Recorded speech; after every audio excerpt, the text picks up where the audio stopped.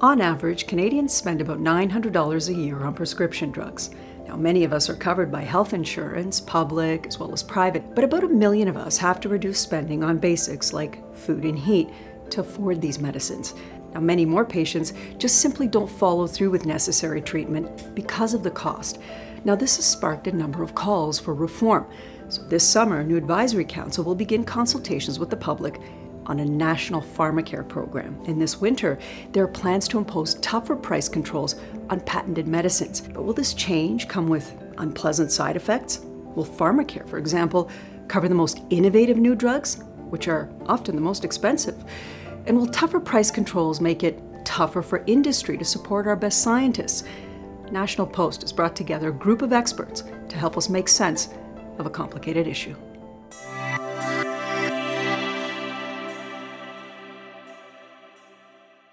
Well, let's say hello to the panel. First joining us is Julia Brown. She's the Vice President of Access with Janssen Pharmaceuticals. Catherine Booth, a professor at McMaster University. Wayne Critchley, who is the Senior Associate with Global Public Affairs. Dr. Iris Gorfinkel, a Toronto family physician. And Rocco Rossi, who is the CEO of the Ontario Chamber of Commerce. First things first, are Canadians getting the best medicine? I think at the moment, Canadians are getting some of the best medicine. We are one of the first countries in the world to launch new medications. Certainly Health Canada has a good track record of approving those medications.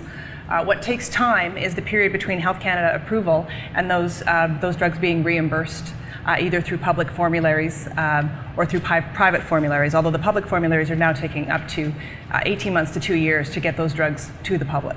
Mm-hmm. Dr. Gorfinkel, are we getting the best medicine? I would hate to disagree, but I don't believe we are. I think we have a long way to go before we can call it the best medicine. The best medicine is far from where we are. If doctors and nurse practitioners do not know the costs of drugs, then it cannot be the best medicine because the end users are devoid of that knowledge. Currently, we know that end users, doctors, patients, nurse practitioners have little knowledge of drug costs. And that's a major problem. That leads to non-adherence to drugs, which only serves to increase end costs, including more clinic visits, hospital emergency room visits, and longer hospital stays. So I would argue that no, we do not have nearly what's the best medicine. Rocco, your thoughts? Well, look, the business community wants a healthy workforce because it encourages much better productivity, and we live in the community and we want everyone to be healthy. And what we need is not simply access to the best medicine, but making sure that we're watching health outcomes, and so that we're data-driven, because we're making choices and we have finite resources at the end of the day. So the better the data, the better the choices we can make as a society. Wayne, you're nodding your head. Yeah, I think that overall, I think Canada does have pretty good access to new drugs, and I think the evidence supports that. We rank higher than a number of other countries that have more restrictive policies and access. But there are gaps. There are problems. As Julia pointed out, there are delays. Once the drug comes to market, there's a delay in getting it funded and provided to patients. So there are gaps, there are problems, but overall we're not doing too badly. How are we ranking in terms of that OECD? Where does Canada rank there? We rank quite low. And it's sad to say, I think we can do way better with the existing resources. I don't think this would cost a lot more money to do. If you take a look at where Canada ranks, we actually rank number 11 out of 12. And part of the reason why we rank so low is simply because there is this lack of knowledge of drug costs. We lack a national pharmacare program. These are all things that would really help. We also have silos of care, and independent agencies that know little about what the other is doing. So there's lots of room for improvement.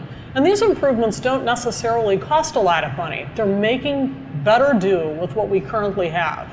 So yes, we have a basic coverage. But if you look at the patchwork of our coverage, we have major problems. Consider Indigenous care. Consider what it's like to live 2 hours north of Toronto. See these people coming in. They have no care. They can't even get a family doctor. So it's a serious problem, and that can't just be overlooked because we happen to live in Toronto. There's a lot of serious problems in the system we have to address. And I think Dr. Garfunkel is absolutely on point that there are problems, but conflating then we have to have pharmacare as well as deal with these problems. One of the things certainly from the business community's perspective and principles we'd like to see followed as the discussion around pharmacare continues is to look at where the gaps really are. At the end of the day, I don't need the taxpayer to pay for my drugs or Wayne's drugs, but I want to make sure that Indigenous communities, remote, that we're focusing precious resources to the gaps and building on the good that we have in the system at the same time that we're trying to erase the bad. I think that's exactly it. If you look at some work that the Conference Board of Canada recently did, and with the addition of OHIP Plus in Ontario, there's only about 1.8% of the Canadian population who don't have some kind of drug coverage. It's a relatively small component of the population. There is an additional percentage who are underfunded in terms of their coverage, but those are really the gaps that we need to focus on. Is to Rocco's point, we have great private coverage in this country. We have a lot of people who are taken care of through their employers and through private coverage. We have a lot of people who are taken care of through the public system, but we have to focus on those gaps, those people who do not have proper access to drug coverage across the country. Catherine, jump in. Yeah, I think it's really important to remember when we're thinking about these gaps is what is an efficient way to get more equitable drug access. And really here, I think the evidence is pretty clear. Universal pharmacare systems, which are the norm in every OECD country other than the US and Canada, get better drug prices. They have more equitable access. They don't have these, what we call high rates of cost-related non-adherence. So that just means that 1 in 10 Canadians report not being able to fulfill their prescriptions or not taking their medications as prescribed because of cost. So that's people who may have insurance, but it is not enough insurance, or they have insurance, but they have high co-payments or high deductibles. So we have some really serious barriers to access in Canada, and universal coverage is I think the clearest and most efficient way to address them. But it's rare that universal coverage is universal. I mean, you know, many of those pharmacare programs limit the number of drugs that they access, far fewer than most private plans in Canada and the US will cover.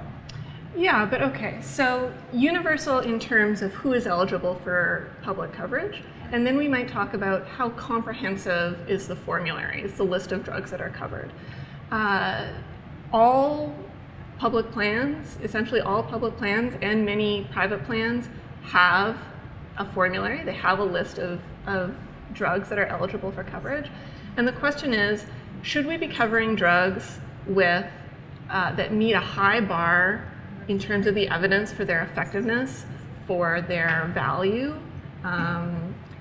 or should we, you know, if we are not willing to say, look carefully at drugs, use the most rigorous evidence available and say, okay, this is a drug that is worthy of public coverage, then it is going to be difficult to achieve universal coverage. Absolutely. As a GP, what I'm looking for is basic coverage. I'm not looking for coverage of every drug, but I am looking for coverage for the basic things that I treat. Hypertension, the diabetic needs to be covered, you know, the hyperlipidemia, the patients with chronic diseases, because that's where non-adherence is focused. Patients who don't buy their drugs are often their chronic drugs for conditions like that. And those are the conditions that are actually responsible for the highest downstream costs. For example, I had a patient, I didn't even realize I was doing this. She was hypertensive. I gave her a series of drugs, all very reasonable, not understanding that she could not afford those drugs. And this is a personal failure. This is a failure that's emblematic of what's happening out there. I didn't know the cost. I didn't know she couldn't afford it. She goes and she decides on her own I don't feel sick when I don't take my antihypertensive medication. Predictably, her blood pressure goes through the roof when she stops taking her drugs to afford other things. She's 55. She winds up getting crushing chest pain, and she's in the hospital, admitted with a myocardial infarction, heart attack, and all of the downstream costs that implies. And that's, 50% of those patients will go on to have clinical depressions after that. So you start doing the math of the hospitalization, the cost of non-adherence is just too high. Wayne, we're going to get back to you in a minute, but right now we're going to break down the cost of medicine. Here's a look.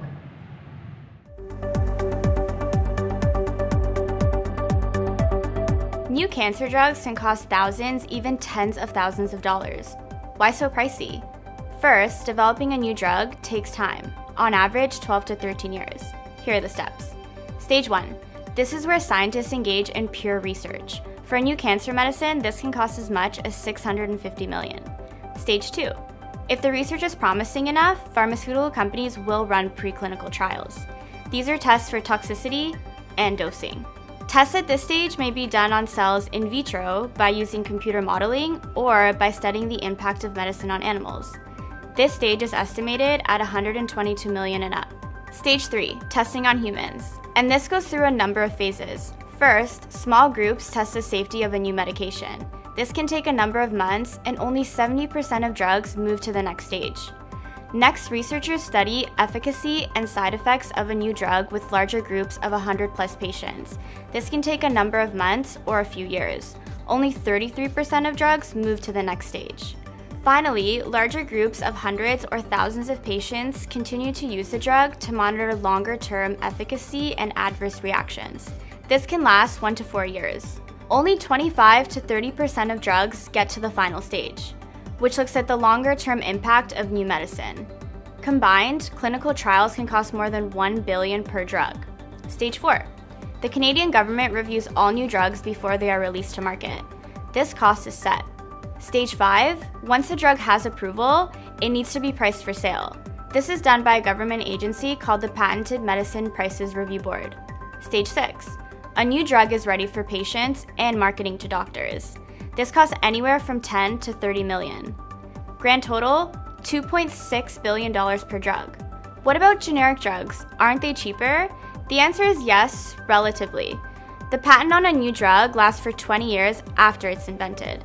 At this point, manufacturers will take 2 to 3 years to develop a copycat version. They must prove equivalency with original patented drugs. Grand total, $3 to $10 million per drug.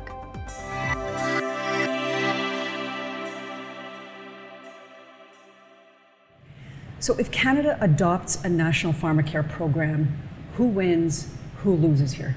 Julia. Well, I think you have to look at sort of what Rocco was referring to, which is what do people currently have access to. So currently in the Canadian system, people who have access to some kind of private drug coverage have access to somewhere between 12 and 14,000 drugs. People who have access through a public formulary have access to somewhere in the neighborhood of 4,000 to 5,000 drugs, so less than half. But tell me, how does that affect Janssen now that you have like one customer? How does that affect you now? Well, I mean, it's obviously probably easier for us to work with a single customer because right now we work with multiple public programs across the country and 23 private insurers. But I think our concern is less about that and more about our Canadians getting access to the medication that will deliver the health outcomes that Canadians expect from their healthcare system. And I would be concerned that the model that's currently being proposed and discussed that would consume all of public and private coverage as it currently exists would reduce a huge percentage of the population to fewer drugs and to fewer effective drugs. And I think, while I agree with Iris that we need to make sure that people have that basic coverage for the diseases and the health conditions that people like Iris see, we need to make sure that people also have access to the kind of drugs that treat diseases that are less common in the population. And that's what our private insurance is taking care of. And if we were to create that safety net for people who don't currently have coverage, then people would actually get access to what they need. Now, part Catherine, of this is the sustainability of the system. Absolutely. I mean, why would you throw away if a significant portion of your costs is covered through private insurance, and at a time when we have massive government deficits at all levels, and a public that, quite frankly, is is tired of ever-increasing tax increases, why would you layer on that cost onto the public system? I think it was a very smart and important move by the incoming progressive conservative government to say, look, OHIP Plus is not going to apply to those who have private insurance, because why should we take the private insurance payers off the hook and put them onto the public dime when it's already creaking at the seams, and where we have to develop a much more efficient way of delivering those services and those drugs. How will we see it affect small businesses? I mean, you talk about private health care. I mean, there's a cost associated with that. There's a cost associated with, employees missing time at work because they need treatment, but then they can't afford that treatment. How will this affect small businesses? Look, you've laid it out. We want healthy, productive workforces, and we want a tax and regulatory regime that is not overly onerous, so we can continue to create jobs and grow the economy.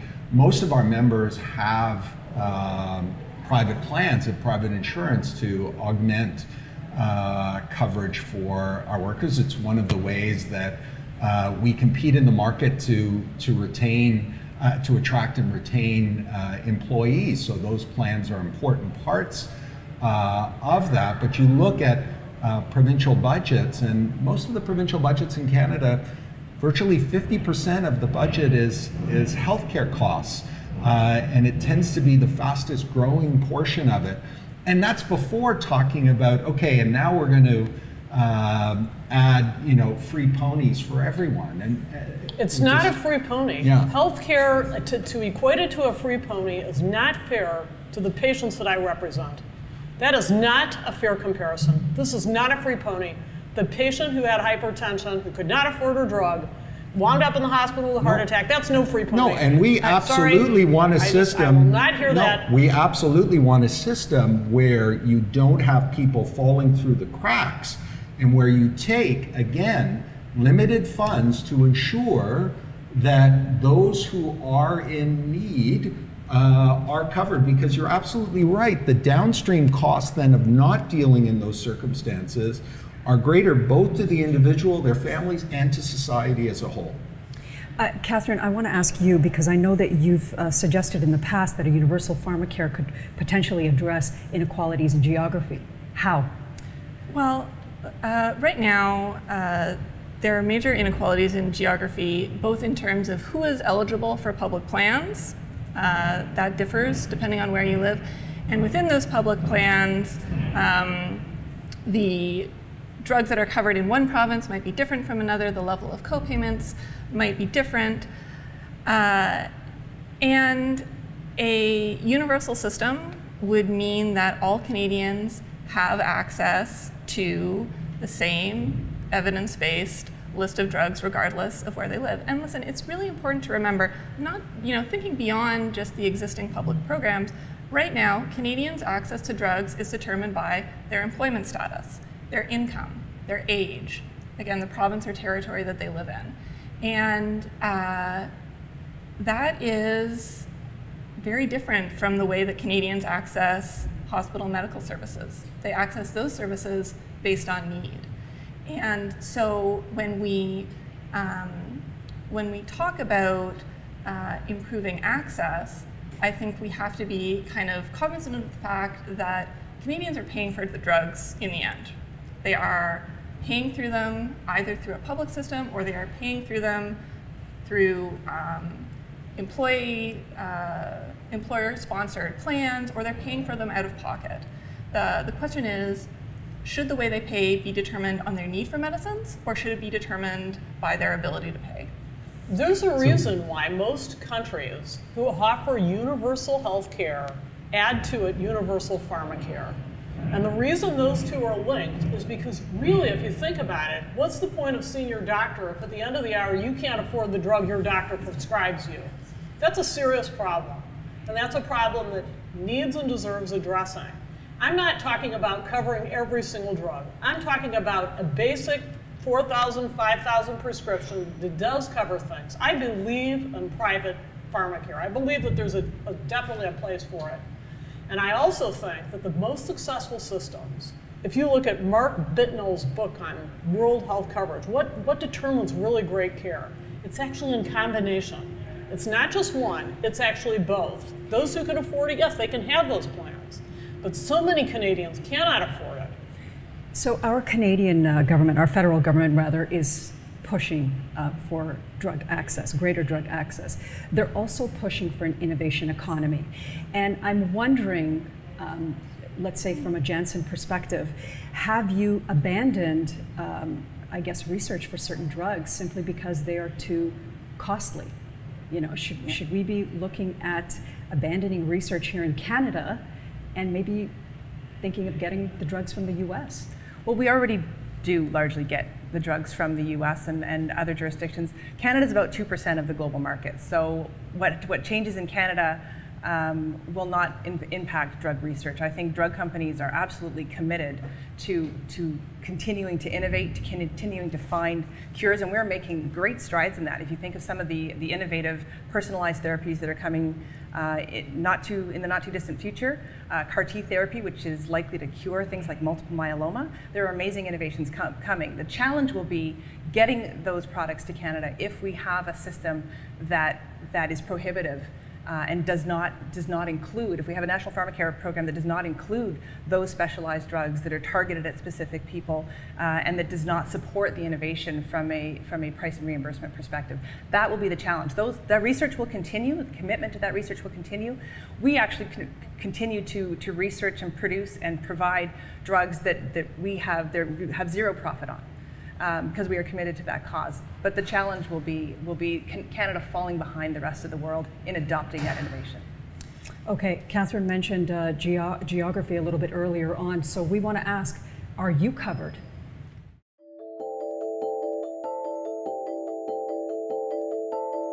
When Canadians get sick, we can see any doctor free of charge. But ours is the only national healthcare system that doesn't cover the cost of medicine that same doctor might prescribe. Let's say you're one of the 3.4 million people in this country with diabetes. If you need to be admitted to the hospital, your insulin treatments are covered. But you may also need insulin and a pump once you go home, and that can cost up to $300 per month. Depending on where you live, that may or may not be covered in your provincial health plans. Now, provincial formularies, that's the list of drugs and supplies covered by public health plans, cover anywhere from 4,000 to 8,000 different products. Treatments for common conditions tend to be included in that long list of medicines. But there's still variance, particularly for specialized treatments. And it's the specialized treatments that can cost the most. A new cancer drug called Blincyto, for example, costs about $33,000 a month. But maybe you're lucky enough to have private insurance. Even then, you may only be covered for about 70% of your costs, with or without deductibles. And there are also lifetime caps on some treatments. No matter what kind of coverage you have, filling your prescription can be a bureaucratic headache. Much worse, of course, you may be unable to pay for the treatments you need, no matter how many forms you fill out. Like 1 out of 10 Canadians who do not take their medicine because of the cost.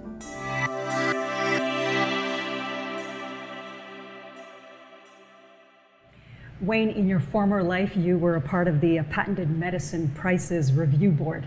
I said it, actually read it. But tell me this, are we headed for an economic disaster, like with these proposed changes for the current system? Oh, well, there certainly have been very significant changes that have been proposed for PMPRB. It's the easy acronym to use. Yeah, I'm very concerned about them for a couple of reasons. One, first of all, is you should know that the program has achieved what it was set out to achieve, which is to control and limit Canadian prices for new patented drugs to keep them in line with major industrialized countries, and they have been for some time. What the government is proposing today are some drastic changes, and I have several concerns about them. The first is the magnitude. They're proposing changes that will drop prices by about 25% off the bat, and then further reductions for the more innovative drugs beyond that. And I'm really concerned about what the impact of that will be on investment, bringing new drugs to market, and access by patients to therapies like the CAR T therapy and some of the other innovative therapies that we don't even know about yet. Another issue is they want to use a a failed approach to health economics that is not being used anywhere in the world, and as I say, failed. The UK tried it about 10 years ago, and it didn't work. So I'm concerned for those reasons. Dr. Gorfinkel, I wanted to ask you, this is undoubtedly going to be a hot issue leading up to the federal election. What should patients or voters know? I think voters have to consider, do I have access to the care that I need in the manner in which I want that care? So right now we have a very doctor-centered, nurse-centered model. And I think that model needs reconsideration. We need to bring care more out into the community to where the patients are. They don't want to be in the hospital any more than the government line wants them to be in the hospital. So we have to try to keep them at home, put more services into home care and to nurse practitioners. If a nurse practitioner can do what I'm doing, by all means, they should be allowed to do that. They should bring services to where it's needed. This goes much beyond the pharmacare issue. Certainly the drug cost transparency is a major part of that. It's a big piece of that puzzle. Let doctors know how much drugs cost so we can make sure that we're doing the right thing, the most cost-effective thing, the thing that makes medications affordable to patients and thereby reduces downstream costs. There's nothing that I'm saying that's new. All this was actually in the Drummond report. It's been hashed and rehashed. I think for the most part we're doing a good job of moving toward that. But these are the kind of issues that I think as voters we need to strongly consider. Rocco. And we have to remember as well that the focus is on drugs, but the geography issue is far greater than drugs in healthcare. I mean, postal code medicine applies to access to imaging, applies to specialists of certain kinds of surgeries. I mean, the reality is if you're in a remote fly-in community, even if you had access to the same drugs as everyone, your healthcare is significantly different than being beside a research hospital with access to the latest imaging and the latest surgical techniques. So we have to look, there's no question, and as Dr. Gorfinkel said, we have to look more broadly at a reinvention of the system. Not all of the cost savings, not all of the efficiencies, not all of the better health outcomes are going to come over the debate over drugs. It is going root and branch at the system more broadly to one that moves away from acute care into the community more, because as we age as a population, chronic diseases are a much bigger issue, and lifestyle issues and health outcomes that we need to be measuring and judging the system against. I completely agree. I think we need to articulate as Canadians what it is we're looking for our healthcare system to deliver. What are the outcomes that we expect? And then what is the best way to get to those outcomes? Because right now, innovative drugs take up about 6.4% of the healthcare spend across the country. So of the 100% of healthcare spend, 6.4% are innovative drugs, and that includes both private and public spend. And that is the only percentage of our healthcare system that we put that cost effectiveness lens on, that we really look at what are the outcomes that are being delivered for the money that we are spending. The other 94% of the system does not have that lens on it. We don't know what the cost effectiveness is of pretty much everything else that we're doing in the healthcare system. So how are we allocating our resources in healthcare to deliver the best outcomes that meet the needs of Canadians? Well, certainly those outcomes become an impossibility when end users are not familiar with costs. And my idea was that provincial formulary drug costs should become immediately transparent to physicians and nurse practitioners at the time of prescribing. So that if I'm giving you, Larissa, a $10 a pill drug, I can ask you, can you afford this? Because we know that non-adherence is directly related and directly proportionate to the amount you will have to pay out of pocket, whether or not you have a private insurance plan. So if you're paying 10% or you have a $2,000 deductible, well, you're going to be doing that math pretty quickly. Catherine, I wanted to ask you, you have seen and you have studied other countries that have adopted new drug plans. Would we be on the same path as them? What kind of changes did you see? What did those results yield? Yeah, I think it's really important for Canadians to understand where our current system fits in comparative perspective. We are the only OECD country without a universal pharmacare plan. We are also the OECD country with the highest, right, except the US. Okay. Us in the US, which I would say in the realm of health policy is not the best company. We're also the country in the OECD, other than the US, with the highest per capita spending on drugs. So really, right now we're getting the worst of both worlds. We're paying a lot, and we're having these barriers to access. And so, and the increased downstream costs. And the increased burden on the health system, the increased burden on family, the increased burden on business. The fairly conservative research body, the Parliamentary Budget Office, has estimated that universal pharmacare could save Canadians about $4 billion in the overall cost of drugs. So I think to focus on tinkering at the margins of this system that we have now is really missing an opportunity for reforms that would save money and would lead to healthier lives. I want to leave the last word to Wayne. Should we have a pharmacare program? Well, we already do. We have a lot of them, though. And I think the questions, and I think some very good points have been made by my colleagues here, that there are a lot of questions about gaps and whether people really know about the coverage that they might have and know how to use it. No question about that. But actually, most people do have coverage. So how can we make the programs work more effectively and efficiently to make sure people don't fall between the cracks, that we don't have the kind of situation that you have run into with some patients. Well, at the same time, though, we need to preserve what we've got in the way of access to quality health care and access to treatments. I don't think any Canadian wants to give up some of their health benefits coverage so we can have a national pharmacare plan. They want to fill the gaps, they want to make sure everyone has basic coverage, but people don't want to give up good things that they have or the potential to have continued access to the latest and new treatments. Well, I want to thank all of you for your perspective. Thank you for coming in. Julia, Catherine, Wayne, Dr. Gorfinkel, Rocco, thank you kindly. And of course, you can follow this conversation at thenationalpost.com. Thanks for watching.